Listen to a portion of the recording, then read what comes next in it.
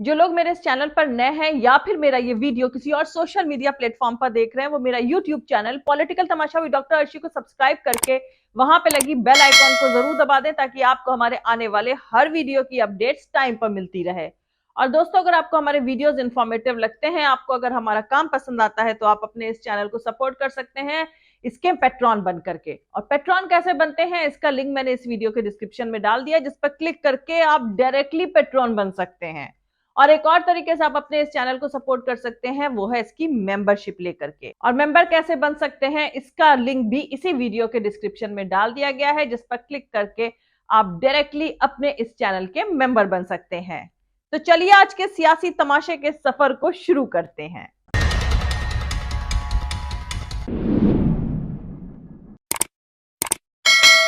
दोस्तों, सियासी तमाशा थोड़ा बदल रहा है। अब मोदी सरकार दुनिया के सामने ये दिखाना चाह रही है कि वो मुसलमानों को नजरअंदाज नहीं कर रही है। दरअसल मौजूदा सरकार इंटरनेशनल मंचों पर खुद को सेक्युलर, डाइवर्सिफाई यानी विविधता की रेस्पेक्ट करने वाली और इंक्लूसिव बताती है। प्रधानमंत्री नरेंद्र मोदी या सरकार का कोई भी बड़ा नुमाइंदा इसे ही भारत का अनोखापन बताता है। भारत की डाइवर्सिटी ही इसकी ताकत है।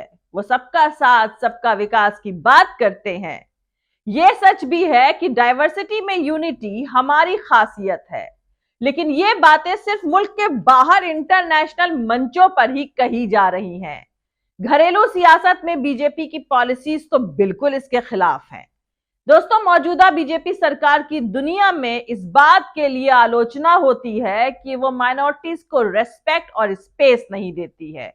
लिहाजा मोदी सरकार ने G20 की मैगजीन में अकबर की तारीफ के कसीदे काढ़कर इंटरनेशनल कम्युनिटी को यह बताने की कोशिश करी है कि दुनिया जैसा सोचती है वैसे हम नहीं हैं। दरअसल वर्ल्ड लीडर्स के सामने आप एकदम तो इतिहास नहीं बदल सकते हैं। लिहाजा अकबर को अमन और डेमोक्रेसी का हिमायती बताया जा रहा है। दोस्तों, है ना कमाल का तमाशा कि G20 की मैगजीन में मोदी सरकार मुगल बादशाह अकबर को शांति और डेमोक्रेसी के इंस्पिरेशन के तौर पर पेश करती है, और उत्तर प्रदेश की योगी सरकार यह फैसला लेती है कि अकबर की हिस्ट्री को स्कूली सिलेबस से ही हटा दिया जाएगा। दोस्तों, बीजेपी मुस्लिम या मुगल बादशाहों को इस तरह दिखाती है कि वो विदेशी हमलावर रूलर्स रहे हैं और उनका कोई कंट्रीब्यूशन भारतीय सोसाइटी में नहीं रहा है। ऐसे में अगर सरकार की G20 सम्मेलन की मैगजीन में अकबर की तारीफ करी गई है, तो ये कॉन्ट्राडिक्शन तो है ही, क्योंकि इंडियन सोसाइटी में पुराने वक्त से डेमोक्रेटिक वैल्यूज की बात करने के लिए दूसरे एग्जाम्पल्स भी दिए जा सकते थे। लेकिन इन डेमोक्रेटिक वैल्यूज को बढ़ावा देने के लिए अकबर को ही एग्जाम्पल के तौर पर पेश करना बताता है कि सियासी तमाशा बदलने वाला है। खैर, पहले मैं आप लोगों को बता दूं कि G20 सम्मेलन के लिए जारी करी गई मैगजीन में अकबर को एक डेमोक्रेटिक, सेक्युलर, धार्मिक, भेदभाव ना करने वाला टॉलरेंट बादशाह बताया गया है। जाहिर सी बात है, बीजेपी की सरकार का यह कदम काफी चौंकाने वाला लगता है, खासकर ऐसे हालात में जब बीजेपी के कई नेता अकबर समेत तमाम मुगल रूलर्स को क्रिटिसाइज करते रहते हैं। प्रधानमंत्री नरेंद्र मोदी ने पिछले महीने में मध्य प्रदेश में संत रविदास मंदिर के शिलान्यास कार्यक्रम में कहा था कि जब हमारी मान्यताओं पर हमला हो रहा था और हमारी पहचान मिटाने के लिए हमारे ऊपर प्रतिबंध लादे जा रहे थे, तो संत रविदास डट कर खड़े हो गए थे। और वो जमाना मुगलों के वर्चस्व का था। किसी के आगे हार मार कर समर्पण कर देना सबसे बड़ा पाप है। जो लोग ऐसा करते हैं उन्हें किसी का सम्मान नहीं मिलता है। वहीं दूसरी तरफ इसी साल जून में जब महाराष्ट्र के कोल्हापुर में कम्युनल तनाव पैदा हुआ था, तो महाराष्ट्र के उप मुख्यमंत्री देवेंद्र फडणवीस के औरंगजेब की औलाद वाले बयान पर काफी बवाल हुआ था। डिफेंस मिनिस्टर राजनाथ सिंह ने भी एक बार कहा था कि इतिहासकारों ने महाराणा प्रताप के साथ काफी नाइंसाफी करी है। उन्होंने कहा था कि अकबर को द ग्रेट कहा जाता है, लेकिन महाराणा प्रताप को महान क्यों नहीं कहा जाता है। वहीं अकबर के मामले में एक बार उत्तर प्रदेश के सीएम योगी आदित्यनाथ ने कहा था कि अकबर इन्वेडर यानी आक्रांता था और असली हीरो महाराणा प्रताप हैं। योगी आदित्यनाथ ने कहा था कि युवा जितनी जल्दी इस सच को स्वीकार कर लेंगे उतनी जल्दी देश को सारी मुश्किलों से छुटकारा मिल जाएगा। थोड़ा सोचिए, अगर महाराणा प्रताप ने अकबर की अधीनता स्वीकार कर ली होती तो क्या आज हम मेवाड़ के उस राजवंश को, महाराणा प्रताप को राष्ट्रीय स्वाभिमान और सम्मान के प्रतीक के रूप में इस प्रकार का सम्मान देते? और वही बात आज के परिप्रेक्ष्य में हम सब पर भी लागू होती है। जब हम अपने कुछ तनिक से स्वार्थ के लिए अपने समाज, अपने धर्म, अपनी संस्कृति और अपने राष्ट्र के साथ कभी कभी इस प्रकार की छेड़छाड़ करने लगते हैं जिससे अपूर्णीय क्षति होने की संभावना बनी रहती है। एक पक्ष वह है, हल्दी घाटी के युद्ध में कौन जीता कौन हारा यह महत्वपूर्ण नहीं, महत्वपूर्ण है अपनी सेना के साथ उस समय की सबसे बड़ी ताकत के सामने जूझते हुए महाराणा प्रताप ने जिस शौर्य पराक्रम का परिचय दिया था, इतिहास में इस प्रकार का उदाहरण मिलना बिरला है। और यही नहीं, वो लड़ाई एक दिन की नहीं थी, कई वर्षों तक अरावली की पहाड़ियों में लड़ा गया और अंततः अपने उन सभी दुर्ग और किलों को वापस जीत करके महाराणा प्रताप ने बात साबित की थी कि महान अकबर नहीं बल्कि महान महाराणा प्रताप ही हैं जिन्होंने अपने शौर्य पराक्रम के बल पर उस कालखंड में भी भारत के स्वाभिमान और सम्मान की रक्षा को बनाए रखने का कार्य किया था। दोस्तों, अब सोचिए, मोदी सरकार ने G20 सम्मेलन के लिए जो मैगजीन निकाली है उसमें भारत की अब तक की पॉलिटिकल, सोशल और कल्चर के सफर की झलकियां दिखाई गई हैं।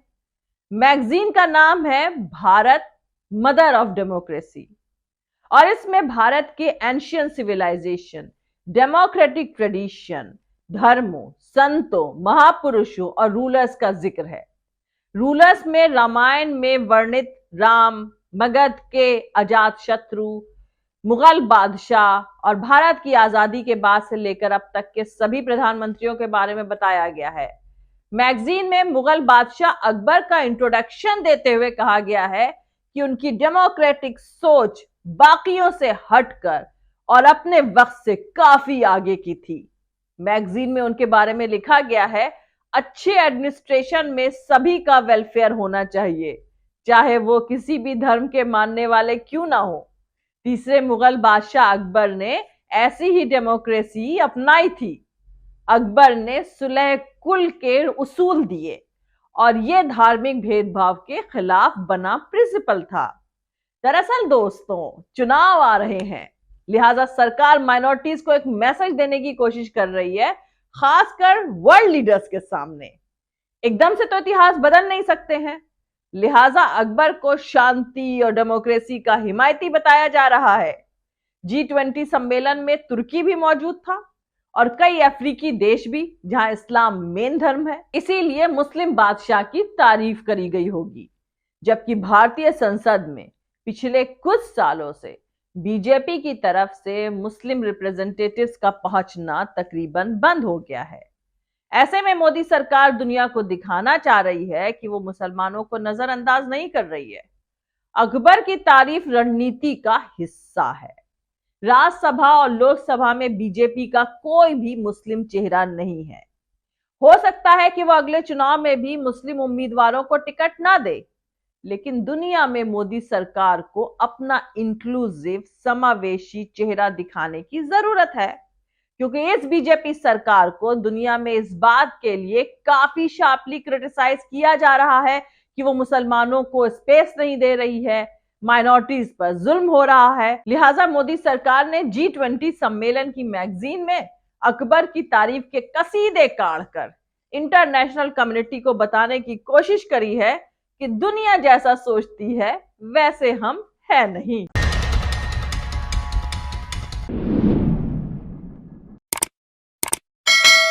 मिलते हैं अगले वीडियो में। किसी दूसरे नए सियासी तमाशे के साथ। जय हिंद, सत्यमेव जयते, अल्लाह हाफिज। दोस्तों, हमारा पूरा वीडियो और दूसरे और वीडियोस देखने के लिए हमारा YouTube channel political Tamasha with doctor Arshi को सब्सक्राइब करके वहां पे लगी बेल आइकॉन को जरूर दबा दें, ताकि आपको हमारे आने वाले हर वीडियो की अपडेट्स एकदम टाइम पर मिल जाए। और दोस्तों, अगर आपको हमारे वीडियोस इंफॉर्मेटिव लगते हैं, आपको अगर हमारा काम पसंद आता है, तो आप अपने इस चैनल को सपोर्ट कर सकते हैं। कैसे सपोर्ट कर सकते हैं? एक तो पेट्रॉन बन करके, और पेट्रॉन कैसे बन सकते हैं इसका लिंक मैंने इस वीडियो के डिस्क्रिप्शन में डाल दिया है, जिस पर क्लिक करके आप अपने इस चैनल के पेट्रॉन बन सकते हैं। और एक और तरीके से आप अपने इस चैनल को सपोर्ट कर सकते हैं, वो है इसकी मेंबरशिप लेकर के। अच्छा, मेंबर कैसे बन सकते हैं? तो मेंबरशिप का लिंक भी इसी वीडियो के डिस्क्रिप्शन में डाल दिया गया है, जिस पर क्लिक करके आप डायरेक्टली अपने इस चैनल के मेंबर बन सकते हैं। और हाँ, आप हमें फॉलो भी कर सकते हैं, हमारे ट्विटर, इंस्टाग्राम, फेसबुक पेज और अब टिकटॉक पर भी। थैंक यू, मिलते हैं अगले वीडियो में।